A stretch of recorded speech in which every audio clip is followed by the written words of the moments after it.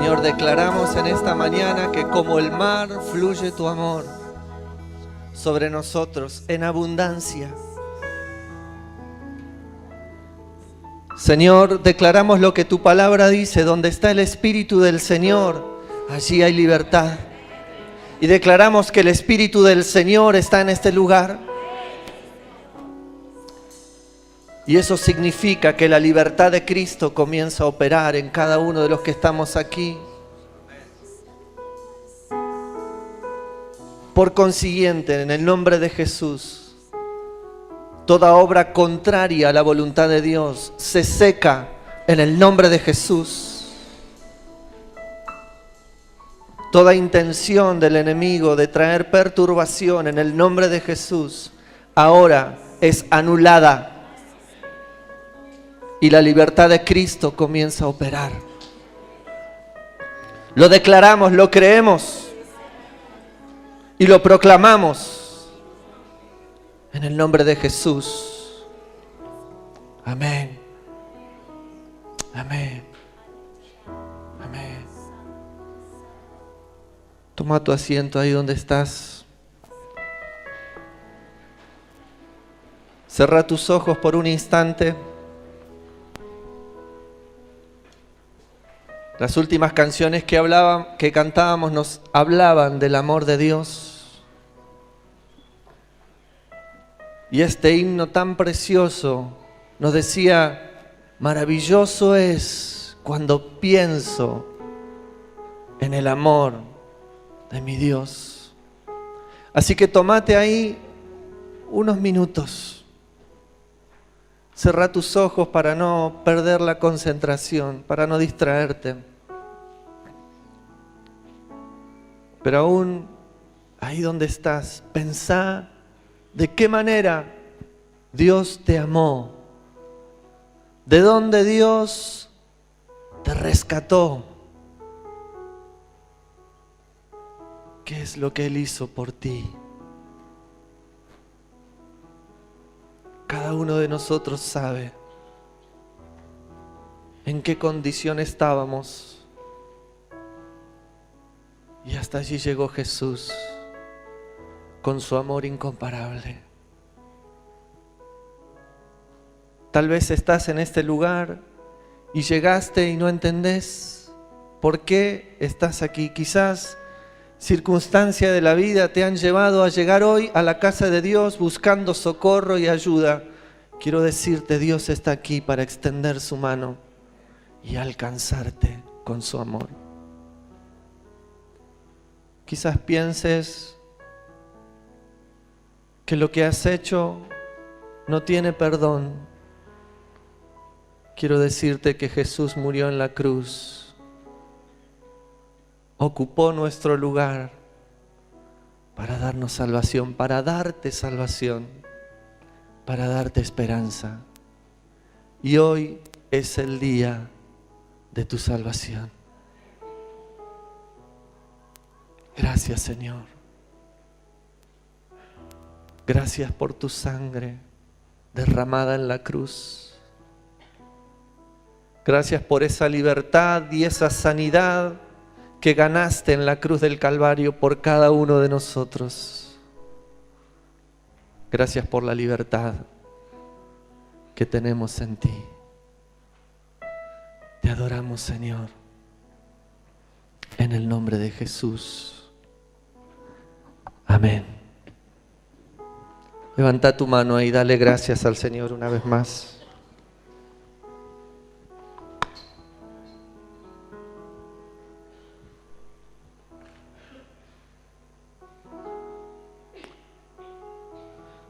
Este es un tiempo muy especial. Dios nos está desafiando a cosas nuevas.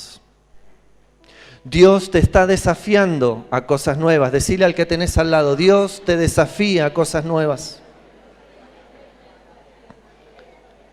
Estamos siendo desafiados a lo sobrenatural de Dios.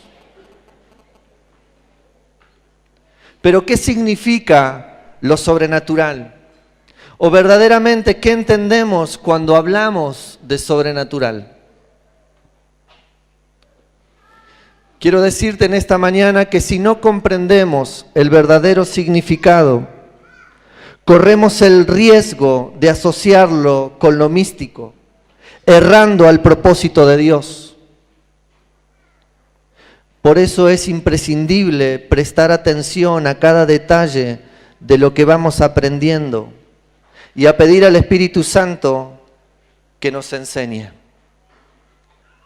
Así que quiero invitarte a que busques en los bosquejos, en lo que se ha visto durante la semana en los grupos, a que busques en los videos que vemos en YouTube, para poder desmenuzar cada uno de los mensajes y poder comprender qué es lo sobrenatural, qué significa lo sobrenatural.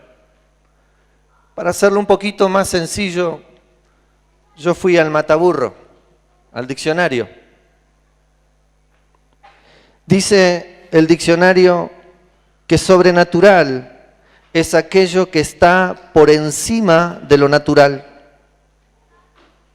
Ahora, ¿qué sucede cuando algo sobrenatural se repite y se hace corriente? Pasa a ser natural, ¿no?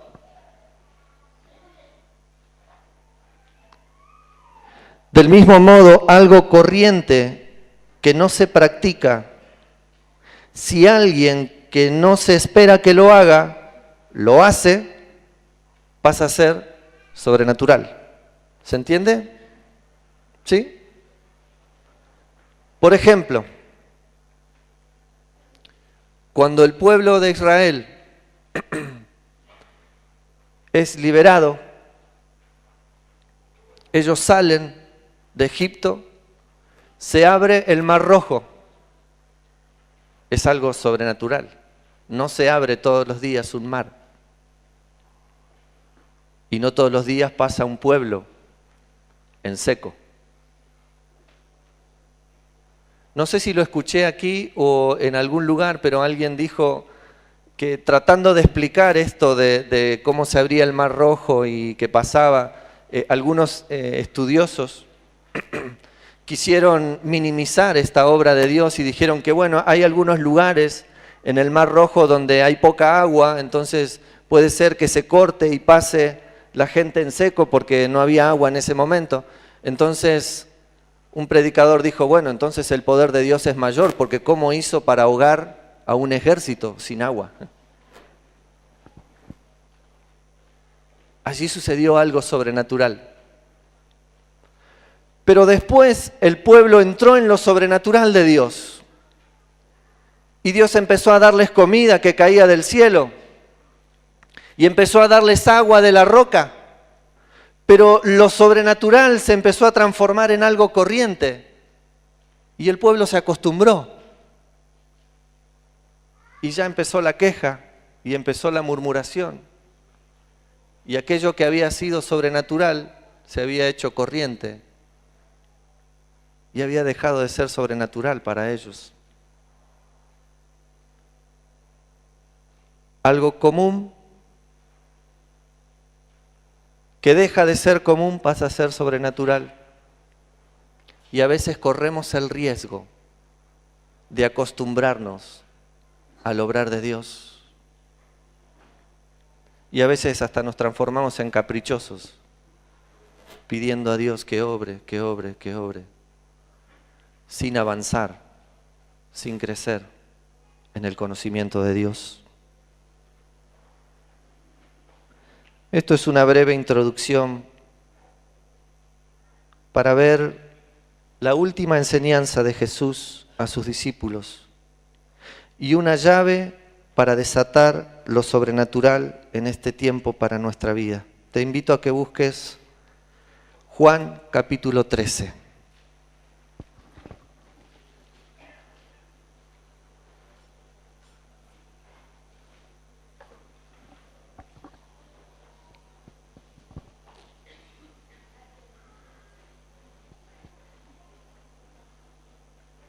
Yo voy a compartirles otra versión,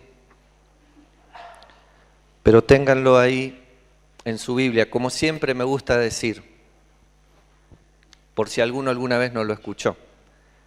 Nuestra Biblia es nuestro libro de apuntes. Así que podés marcarla, podés escribir lo que el Señor te diga en esta mañana, para que la próxima vez lo puedas recordar. Si querés ponerle otro título, yo le puse el poder del servicio. Y dice así: antes de la celebración de la Pascua, Jesús sabía que había llegado su momento para dejar este mundo y regresar a su Padre. Había amado a sus discípulos durante el ministerio que realizó en la tierra y ahora los amó hasta el fin. Era la hora de cenar y el diablo ya había incitado a Judas, hijo de Simón Iscariote, para que traicionara a Jesús. Jesús sabía que el Padre le había dado autoridad sobre todas las cosas y que había venido de Dios y regresaría a Dios. Así que se levantó de la mesa, se quitó su manto, se ató una toalla a la cintura y echó agua en un recipiente.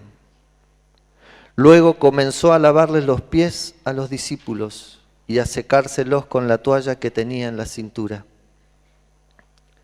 Cuando se acercó a Simón Pedro, éste le dijo: Señor, ¿tú me vas a lavar los pies a mí? Jesús le contestó: ahora no entiendes lo que hago, pero algún día lo entenderás. No, protestó Pedro, jamás me lavarás los pies. Si no te lavo, respondió Jesús, no vas a pertenecerme. Entonces lávame también las manos y la cabeza, Señor, no solo los pies, exclamó Simón Pedro. Jesús respondió: una persona que se ha bañado bien no necesita lavarse más que los pies para estar completamente limpia. Y ustedes, discípulos, están limpios, aunque no todos, pues Jesús sabía quién lo iba a traicionar. A eso se refería cuando dijo: no todos están limpios. Después de lavarle los pies, se puso otra vez el manto, se sentó y preguntó: ¿entienden lo que acabo de hacer? Ustedes me llaman maestro y señor y tienen razón, porque es lo que soy. Y dado que yo soy su señor y maestro, les he lavado los pies. Ustedes deben lavarse los pies unos a otros. Les di mi ejemplo para que lo sigan. Hagan lo mismo que yo he hecho con ustedes. Les digo la verdad, los esclavos no son superiores a su amo, ni el mensajero es más importante que quien envía el mensaje. Ahora que saben estas cosas, Dios los bendecirá por hacerlas. Los discípulos estaban listos a la mesa. Jesús había mandado a preparar un banquete por una fiesta especial, muy especial. Era la última fiesta de Jesús con sus discípulos. Estaba toda la mesa lista en el aposento alto, en un lugar especial, preparado para Jesús y sus discípulos.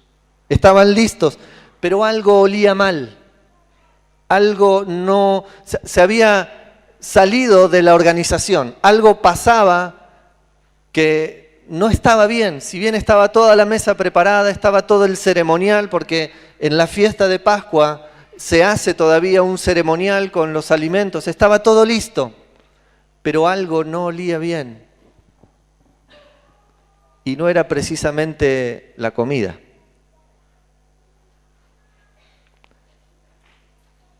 ¿Qué era lo que no olía bien? ¿Los pies? ¿Tan solo eso? Ninguno de ellos se atrevió a tener una posición de siervo. Ninguno de ellos quiso humillarse. Pero jamás se imaginarían lo que sucedería después. El maestro se despojó de su condición, se quitó el manto, tomó una toalla, tomó un recipiente con agua y comenzó a lavarle los pies. ¿Por qué lavarle los pies? Tommy Tini, si no me equivoco en la traducción, en uno de sus libros hace un relato de esta situación. Y él dice que Jesús, cuando caminó la tierra, hizo exactamente eso, caminar la tierra. Porque en aquel momento no había asfalto, ni había adoquines, y todos los caminos eran de tierra. Y el medio de locomoción de la gente eran sus pies, y aquellos que tenían un poquito más de dinero no tenían el último 0 kilómetro, ni tampoco un auto arreglado, sino que tenían asnos, camellos, caballos, que circulaban por la calle, dejando todo lo que un animal puede dejar en el camino. Es decir, que la calle estaba mezclada con polvo y el excremento de los animales y todo lo que caía en el suelo, entonces se mezclaba todo ahí, y en aquella época no había mocasines, ni zapatillas, ni chatita. La gente se movía con sandalias abiertas. Y ustedes saben, cuando andamos en verano en hojotas, ¿qué pasa con nuestros pies? ¿No? Se ensucian. Y en aquella época, mucho más. Entonces el olor empezaba a subir. No era un olor fragante, pero subía.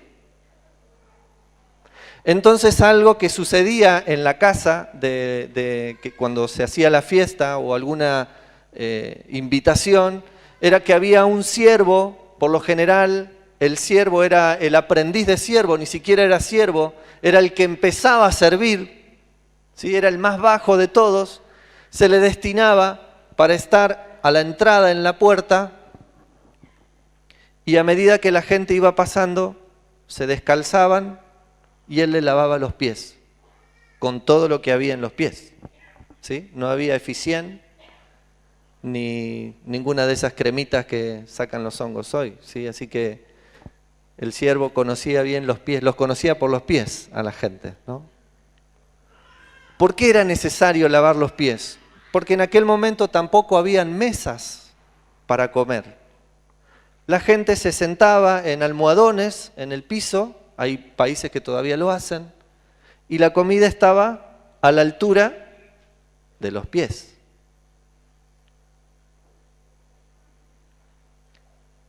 Entonces era necesario lavar los pies.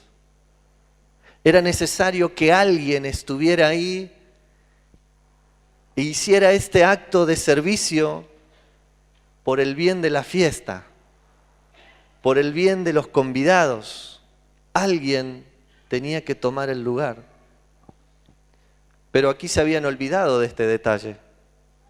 Estaba la mesa lista, pero no había quien lavara los pies. Así que estaban comiendo y el olor empezó a delatarlos.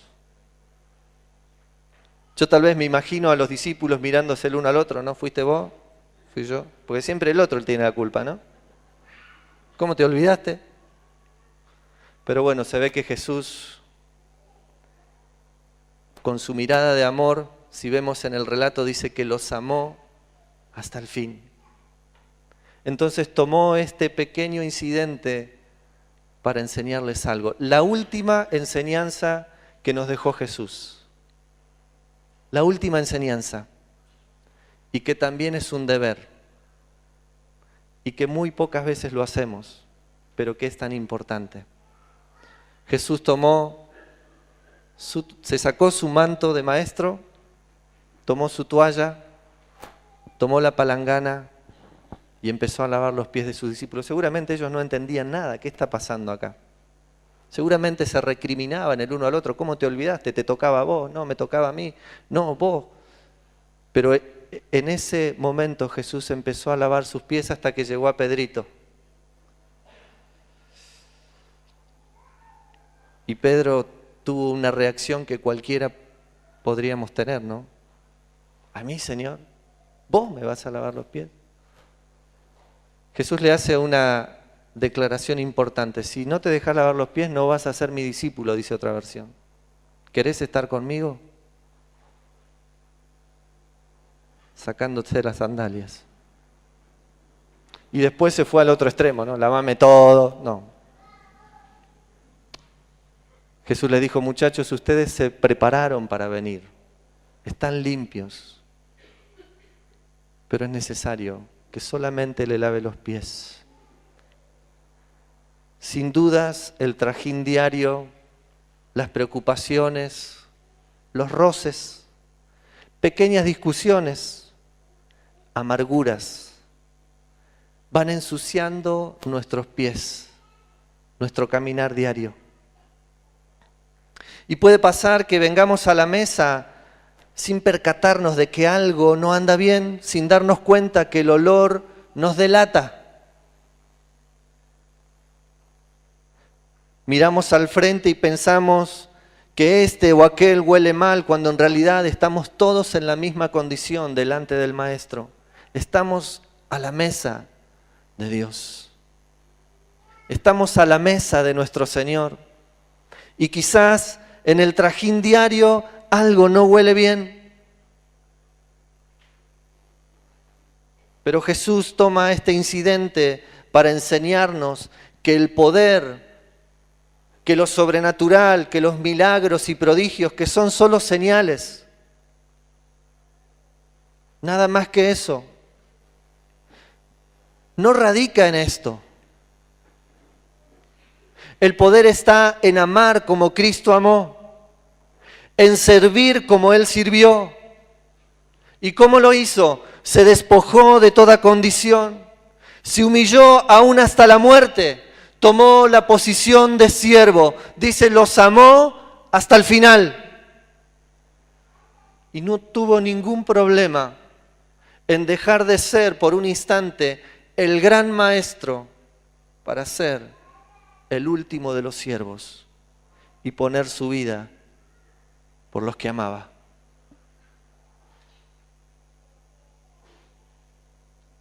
Y allí está Pedro una vez más, y yo lo puse como esta actitud, como la bipolaridad cristiana. O somos demasiado legalistas para decir esto sí o esto no, o somos demasiado emocionales para buscar todo, cuando en realidad el poder está en la humillación, en la entrega.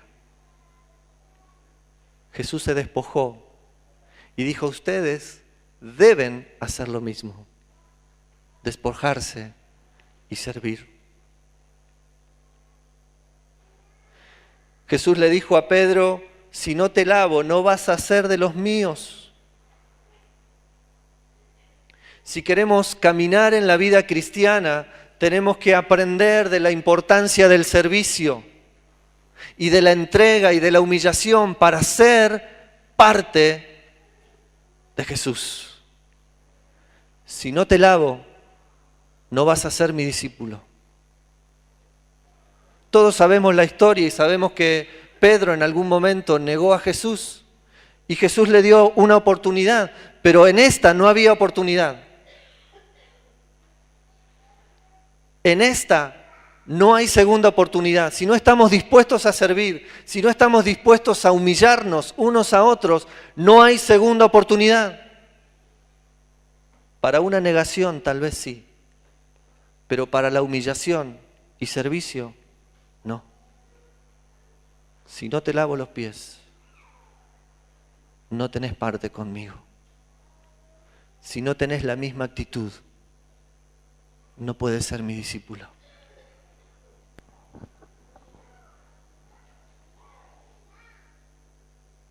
Para ello necesitamos tener firme nuestra convicción de quiénes somos en Cristo.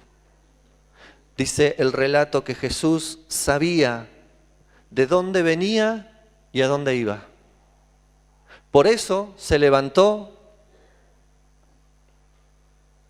y tomó la toalla, porque Él sabía quién era.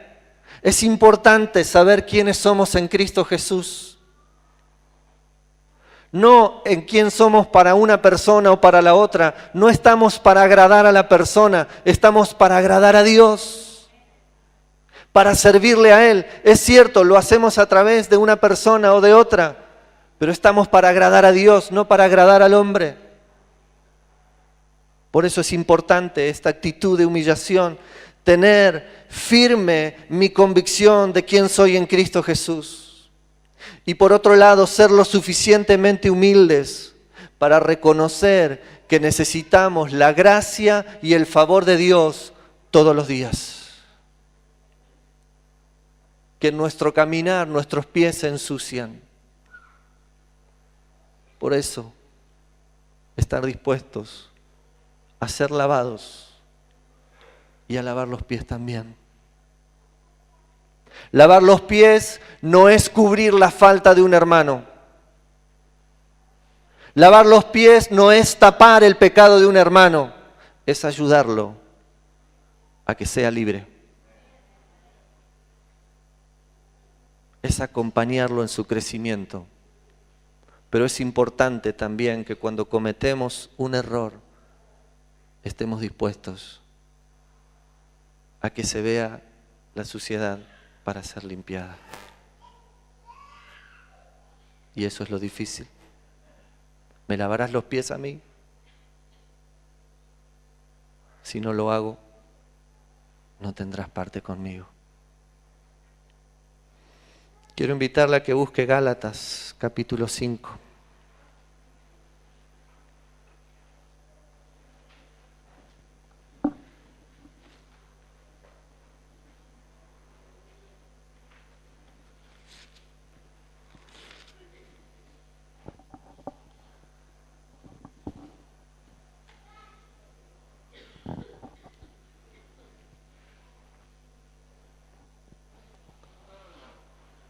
Porque ustedes, hermanos, fueron llamados a libertad.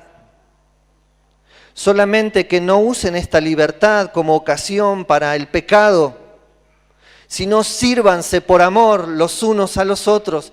Dios nos llamó a libertad. Decile al que tenés al lado, Dios te hizo libre.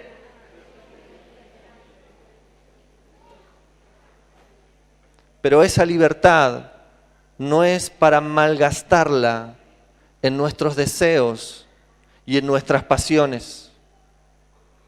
Esa libertad es para que nos sirvamos por amor unos a otros. ¿De qué manera puedo servir en mi hogar? ¿De qué manera puedo servir en mi familia? ¿De qué manera puedo servir en mis ocupaciones diarias? Porque es allí donde caminamos constantemente. Es allí donde nuestros pies se van desgastando y se van ensuciando constantemente en casa. Ahí nos conocen más, ¿no? Como diría Lorenzo, en camiseta. Ahí es donde nuestros pies se ensucian más. En casa, en el trabajo. Luego en la iglesia. ¿De qué manera podemos lavar los pies unos a otros? ¿De qué manera lo podemos hacer en nuestro grupo? ¿Cómo podemos servirnos unos a otros? ¿Cómo podemos atender a nuestra necesidad? Miren, el mayor ejemplo de la iglesia primitiva, lo que hacía que miles se unieran a la iglesia en el libro de Hechos, no era una predicación grande, no era un evento, era el servicio en amor que había los unos a los otros. Hechos 2, Hechos 4 nos hablan de que la gente decía que lo que tenía no era suyo, sino que era de los demás, y iban y vendían las cosas y no había necesitados entre la gente. Entonces dice que el Señor añadía aquellos que iban a ser salvos. Había gente que decía, yo quiero estar dentro de esa comunidad. Yo veo cómo se aman, yo veo cómo se sirven, yo veo que no hay necesidad entre ellos, yo quiero ser parte de ese pueblo. Lo que hablaba no era la palabra, sino la acción. No era lo que ellos decían, sino lo que ellos hacían. Una iglesia que quiera caminar en lo sobrenatural tiene que animarse a hacer cosas sobrenaturales. Y lo que hizo Jesús fue sobrenatural. Ningún otro maestro antes, y creo que después, hizo esto mismo. Milagros hubieron, sanidades, liberaciones. Los discípulos sabían de esto, pero eran solo señales. La llave para que lo sobrenatural de Dios se manifieste en nuestras vidas empieza con una actitud de servicio, con una humillación. El lavado de pies es una enseñanza que deberíamos ponerla en práctica en ciertas ocasiones. Pero la actitud de servicio es un deber que como hijos de Dios debemos llevar a cabo constantemente. Debe ser nuestra carta de presentación que se hace sin palabras, sino con hechos concretos, siervos por amor. Sin lugar a dudas que esta actitud es mucho más que natural en nuestra sociedad para quienes nos rodean. Vivimos en un mundo donde cada vez somos más individualistas, donde nos cuidamos a nosotros y a los que están a nuestro alrededor, olvidándonos de la necesidad del que está a nuestro lado. Y en esta sociedad, estar al servicio, la gente no lo entiende. Que alguien venga y me sirva es sobrenatural. Saben, me llamó mucho la atención cuando buscaba en el diccionario la palabra o el significado y está directamente asociado la palabra sobrenatural con supernatural. Y se asocia mucho al ocultismo, a aquellas cosas fuera de lo natural. Pero eso es una gran mentira del diablo, eso no es sobrenatural.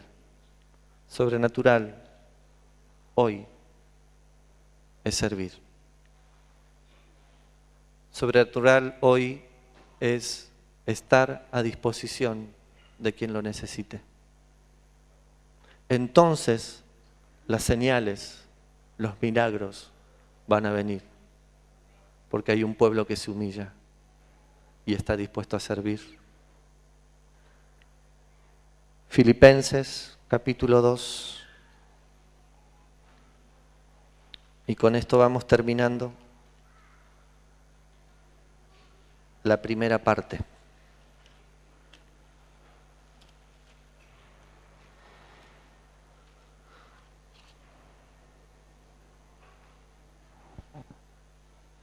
Porque me olvidé de decirles,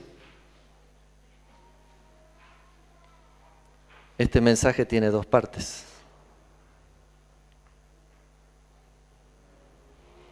Hablamos de acción, hablamos de humillación.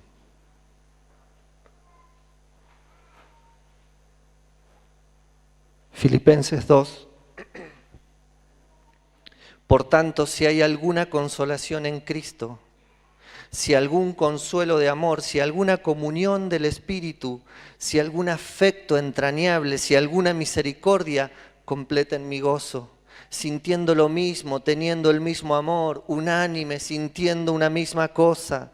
No hagan nada por contienda o por vanagloria, antes bien con humildad, estimando cada uno a los demás como superiores a él mismo, no mirando cada uno por lo suyo propio, sino cada cual también por lo de los otros.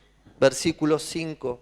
Haya pues en ustedes este sentir que hubo en Cristo Jesús, quien siendo en forma de Dios no estimó ser igual a Dios como cosa a que aferrarse, sino que se despojó a sí mismo tomando forma de siervo, hecho semejante a los hombres. Y aun estando en la condición de hombre, se humilló a sí mismo, haciéndose obediente hasta la muerte y la muerte de cruz. Por lo cual Dios también le exaltó hasta lo sumo y le dio un nombre que es sobre todo nombre, para que en el nombre de Jesús se doble toda rodilla de los que están en los cielos y en la tierra y aún debajo de la tierra, y toda lengua confiese que Jesucristo es el Señor, para gloria de Dios Padre. Qué hermoso himno de lo que Cristo hizo por cada uno de nosotros. Pero el secreto está en los primeros versículos. Haya pues en ustedes este mismo sentir. Y la segunda parte la hacemos todos. Tocar tu manto, Señor, lavar los pies de mi Dios, saber que mi corona es estar junto a ti. Tocar tu manto, Señor, lavar los pies de mi Dios, saber que mi corona es estar junto a ti.